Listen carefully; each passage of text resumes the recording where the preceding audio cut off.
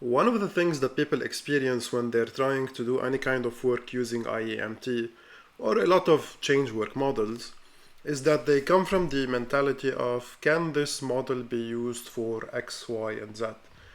And in a certain sense, that's misleading themselves, and that's searching for a specific structure that goes from point A to point Z. Nothing wrong with having a plan, nothing wrong with having a structure. In specific models like hypnosis, for example, there's a specific structure that some people find helpful and useful, whereas always trying to apply the same structure for people is kind of not helpful in order to get a specific result. One of the uses where IEMT has been applied has been stuff related to skin issues like psoriasis, like eczema, like rosacea, and these kinds of things. And it started with a lady from South Africa that's called Zolia Rumble, who started to explore these kinds of things and reported back to Andy that she got a result. Then John Martin Moore did his study on several people and wrote the paper, and results were sustained over a long period of time. And after having a chat with John and doing several sessions with people who have skin issues, some with success, some with less success, I decided to do a small research and see what specifically works on skin issues, and why does IEMT get results with some people, why does IEMT not get results with some people, and if it's the only thing that can be done or if something can be done in parallel with that. Now, there are two models that Andy refers to and has created in a certain sense that are helpful to consider. So as you can see here on the image in front of you, you have the picture of the brain and the body as an integrative system. And we have the model of the right brain, left brain, where the right brain is more of the analogical brain and the right brain is more the digital brain. The digital brain connects with language, whereas the analogical brain connects with metaphors and lots of other details that are not mentioned here in the picture. But the idea is the middle part, which is called the corpus callosum, which acts as a translator between the hemispheres, sometimes doesn't translate the messages probably across the different hemispheres. So the hemisphere that is trying to convey a message, instead of trying to convey it through the corpus callosum, it sends the message through the body and it appears as a pain, as an ache, as a psychosomatic effect. And this is a theory that could be explained to the client that we are working with when we start explaining the occurrence of skin issues and how this model can help them. After explaining that the hemispheres are not communicating properly, we want to identify what are the emotions or the experiences that this person is having when it comes to their skin issues. One of the things that might have influenced the results that I got is when I posted about doing this research, a lot of people messaged me and a lot of people were happy to participate and have pictures taken, etc. Some of the people who have skin issues are not going to be as motivated and as eager to share the results as the people that I am connected with. Simply because my connections are related to coaching, are related to people who are interested or know IEMT in a certain sense. So I have worked with a couple of people and got results who know nothing about IEMT, but mainly the people who were enthusiastic to do this were people who were either motivated to discover if this model can be applied to this and they know it, or people who were extremely desperate that they had no other result and they got referred to me through a third party that knows about IEMT to test things out. Now, the point of starting with is identifying what the person is actually experiencing. So at this moment, having this issue, what do you feel, or what's going on, or what's the first thing you'd like to have changed when it comes to that? Some people might experience frustration, some people might experience shame, some people might experience sadness about the issue. So they have a meta position about it, which is more left brain oriented. We can work through these things, but that doesn't solve the occurrence or the change that's going to happen from the psychosomatic elements. We need to experience, like, okay, so how long have you had this? And explore efficiently the extent of things. So some people have had this all their lives. It's since birth, I always remember having this, so there's no significant tipping point where they had it before and they no longer have it, or that's what they remember.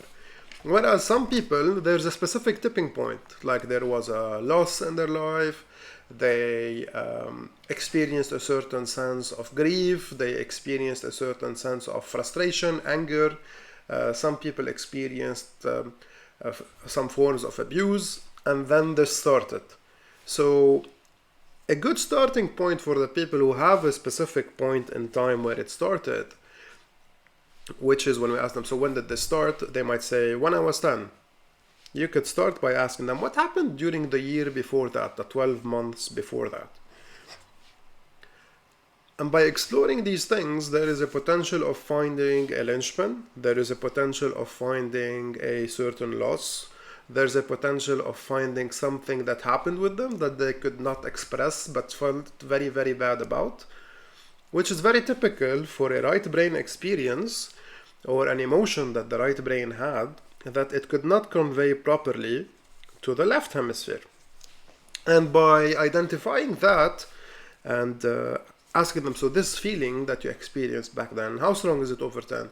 And how familiar, and when's the first time you have experienced this?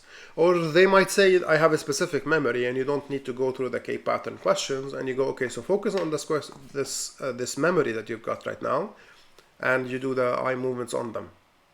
So it's a great starting point. It's a great thing that could clarify what these kinds of people who have a specific tipping point. Other people who cannot pinpoint something or they are not aware of a specific tipping point, I start with the metaphors of movement question about the skin issue that they have. So let's say somebody has a rash on their hand over here. I would go, so this rash, what's it like? And they might say itchy. And this itch, what's it like? Is it like pins coming out? Is it like a cat scratching you from the outside? Is it something different? And they might say, yes, it's like 1, 2, 3, 4, 5. And here I'm not going to go the metaphors of movement route because I'm purely working with IEMT. And then I would ask them, so when is the first time you can remember experiencing this experience? Doesn't have to be the first time it ever happened, but the first time you can remember now. And some people get a specific memory, and I would specifically work on that. Now, in that sense, there might be other elements of somebody else being there. There might be identity elements to work with. There might be some stuff on that specific sense to cover. But I mainly start with K patterns, kinesthetics, and experiences. After doing those things, I move into giving them exercises for upcoming sessions, which could be helpful in doing left-right brain integration. One of them is the ball exercise that Andy has on his YouTube channel, which creates some reduction of anxiety and it's activating both hemispheres. And another one would be, okay, so when you're itchy, when you feel bad about your skin rash, get a piece of paper, get a pen, and with your non-dominant hand, start scribbling as if you're trying to draw something. I'm going to show you a small video right now to share why this is something that can be helpful. And the video is about a guy that has a severed corpus callosum, where they're flashing words on the screen, and let's see what happens. Good. Okay, Joe, I want you to keep your hands out in front In an experiment that's now a classic in brain research, Mike Gazzaniga over 30 years ago used a similar setup to find out if the two halves of the brain are specialized to do different things. Ship. Joe is being flashed a word only to one half of his brain. Words flashed to the right Storm. are seen only by his left brain, and Joe can report seeing those words just fine. Piano. Good. But when a word is flashed to his right brain, Dude, see that? Okay. So I'm going to ask you but now watch what happens. to draw that with your left hand.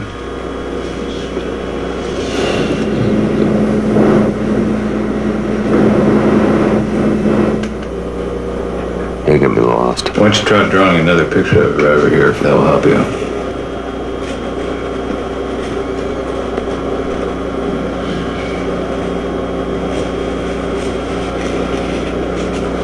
Oh, phone.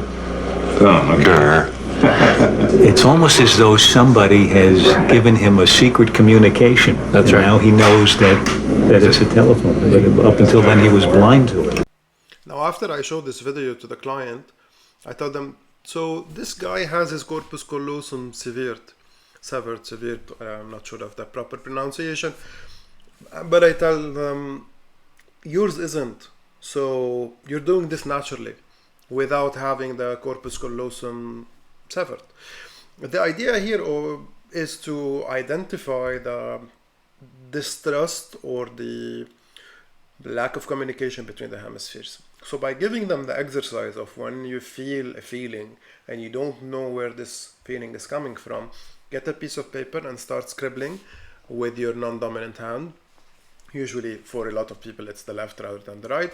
And let's talk next session.